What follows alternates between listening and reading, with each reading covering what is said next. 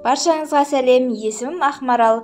Бүгін сіздермен бірге өте дәмді және ерекше пирог дайындайтын боламыз. Бізге қажетті заттар: қаймақ, қопсытқыш, сұйық май, ұн, шекер,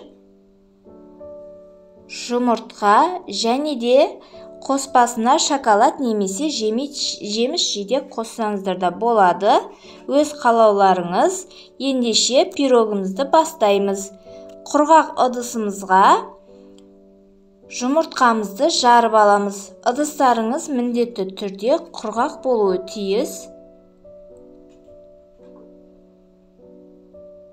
Мінекей, енді осының үстіне шекерімізді салып, біркелкі масса болғанша жақсылап миксерлеп аламыз. Миксерлемес бұрын бірінші ақырын осылай араластырып алыңыздар, болмаса шекерлеріңіз шашырап кетуі мүмкін.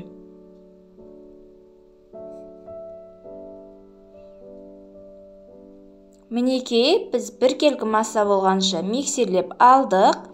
Енді осының үстіне қаймағымызды салып, оның үстінен сұйық майымызды құямыз. Енді осыны бір араластырып аламыз, яғни бір миксерлеп аламыз. Көп миксерлеудің қажеті жоқ, біріксе болғаны. Енді осының үстіне ұнымызды саламыз. Ұндарыңызды міндетті түрде електен өткізіп салыңыздар.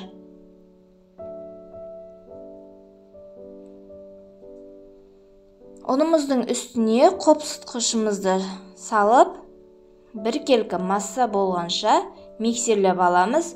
Миксерлемес бұрын ақырын араластырып алыңыздар, ұндарыңыз шашырап кетпеу үшін.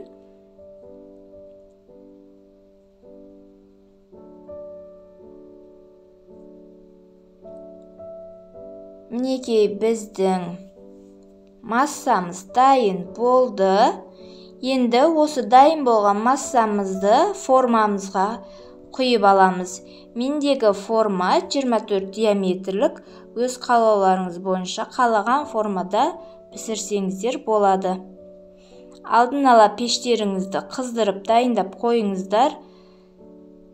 Қызып тұрған пеште 180 градуста шамамен жарты сағаттай пісіріп аламыз.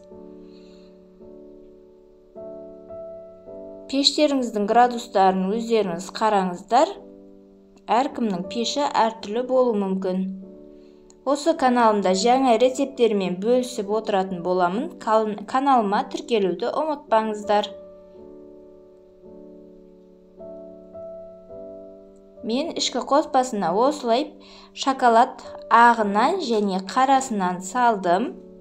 Өз қалауларыңыз, егер ұнамаса салмасаңыздар да болады, не болмаса жаңғақ салсаңыздар да болады. Массаға араластырмай осылай салдым, себебі бұл пісем дегенше астына қарай, төменге қарай өз түседі. Мінекей, біздің дәмді пирогымыз дайын болды.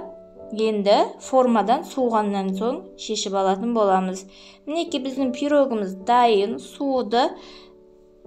Енді пирогтың ішкі бөлігін көрсетейін. Міндетті түрде жасап көріңіздер.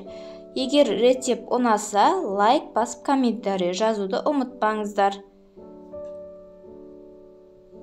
Баршаңызға ас болсын.